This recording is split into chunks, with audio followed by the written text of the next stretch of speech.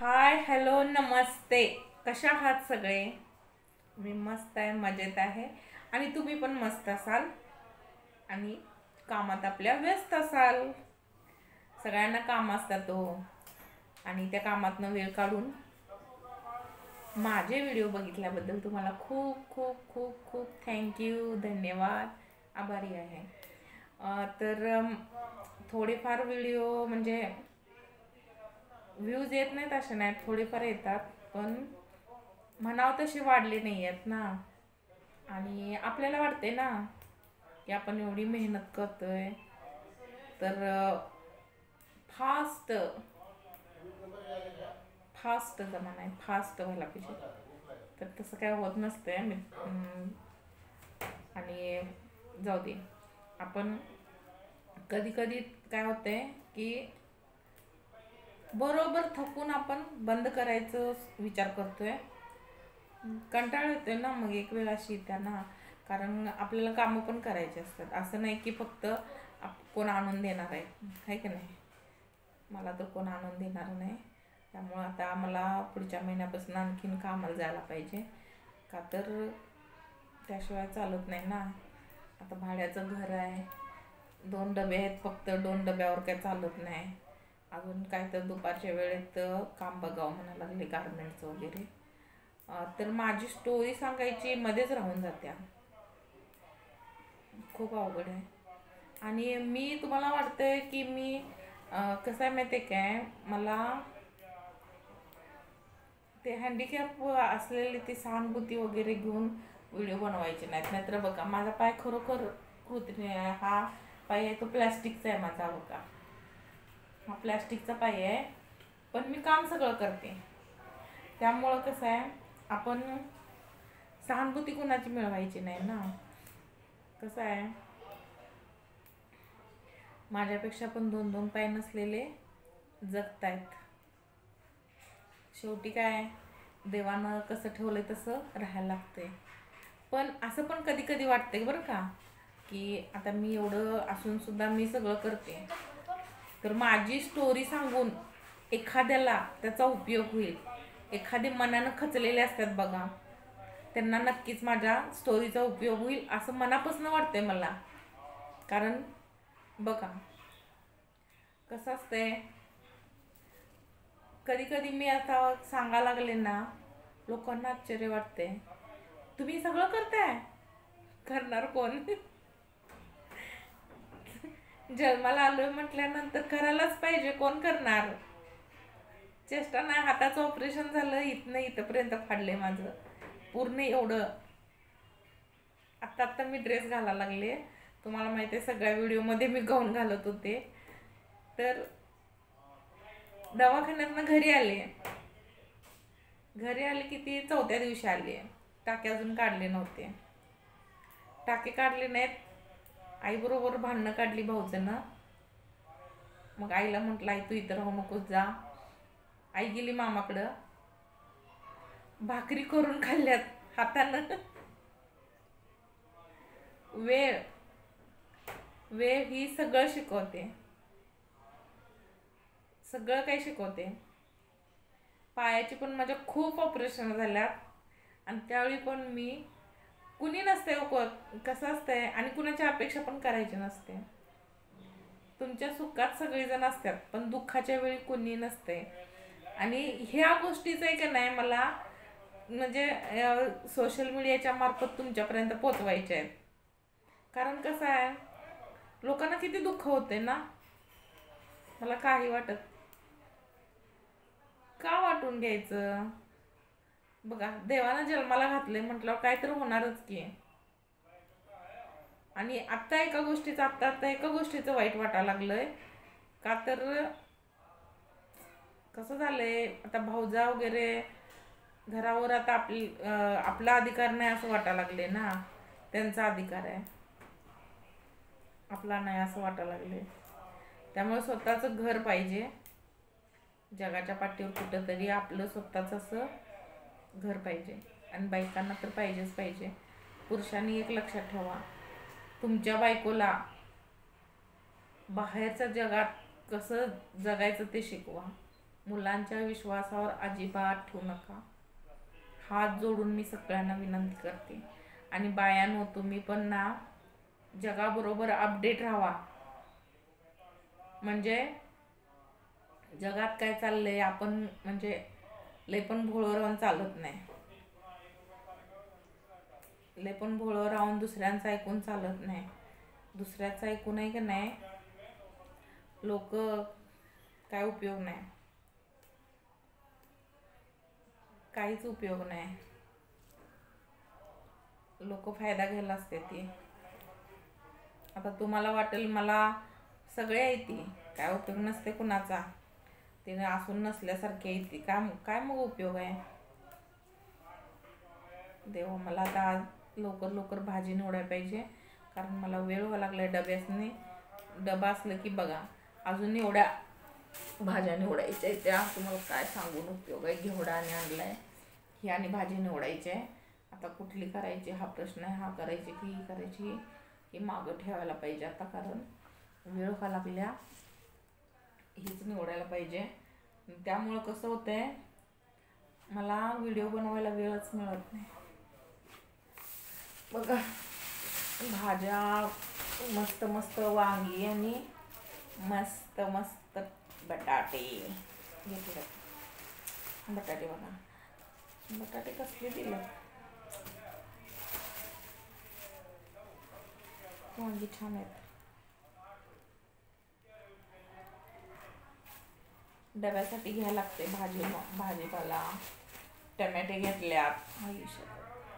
लक्षातच राहत नाही या हाताने काय उचलायचं नाही ते. टमॅटे घेतल्यात. टमॅटे पण छान आहेत लाल लाल.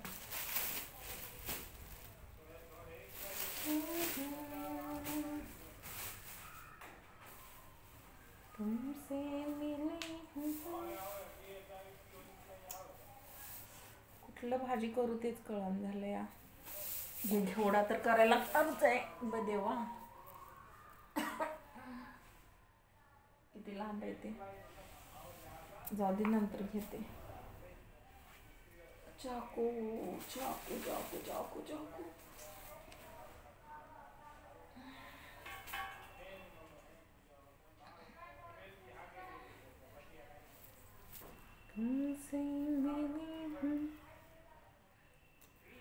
हा तर मी विसरलेच. तर कसं आहे माहिती आहे काय, घर नसेल तर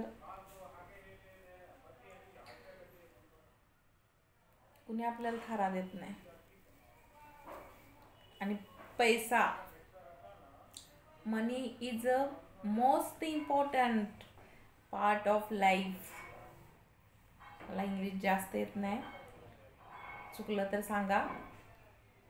बरोबर आहे का नाही. चुकलं तर समजून घ्या आणि सांगा. तर मला एवढं म्हणायचं आहे. माझे व्हिडिओ काढायला मला वेळ मिळत नाही. तुम्हाला माझी स्टोरी सांगायची आहे. का सांगायची आहे तर इयत्ता 7वीत वय 14व्या वर्षी माझा पाय काढला आहे. फक्त 14व्या वर्षी. आणि माझा आत्ता वय आहे किती बरं 44 आहे. मग 30 वर्ष झाली. 30 वर्ष मी ह्या पायावरती राहते म्हणजे जगते. त्याच्यात किती काय काय उतार चढाव सगळं येऊन गेलं. सुनामी लाटा सगळं. तुफान आले गेले. झेलून कणखर आहे. कारण हे मन आहे की नाही, मन दगडासारखं केलंय. त्याच्यावर कशाचा परिणामच होत नाही. काही झालं तरी परिणाम होत नाही.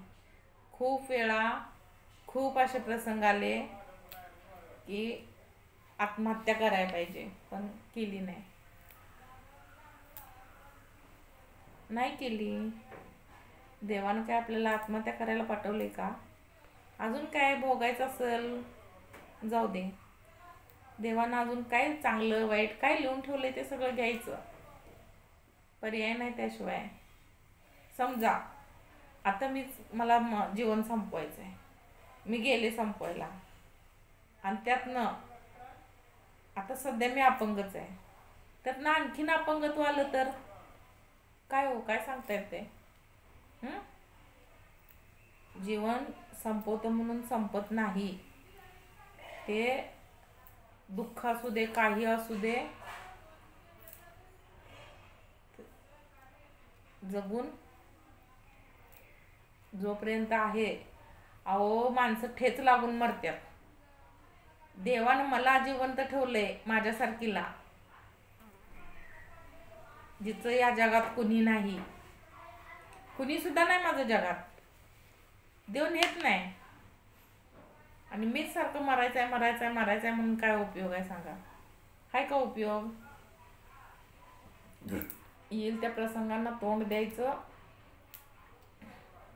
एकटा आहे, रडत बसून चालल? घेतलंय सगळं, करायचं, खायचं, निवांत राहायचं, डबे 2 द्यायचे करून. 2 माणसं आपल्या जीवावर म्हणजे करून आपण त्यांना देतो, याचं समाधान. फुकट देत नाही, पण करून देतोय ना. बरोबर आहे का चुकीचं आहे?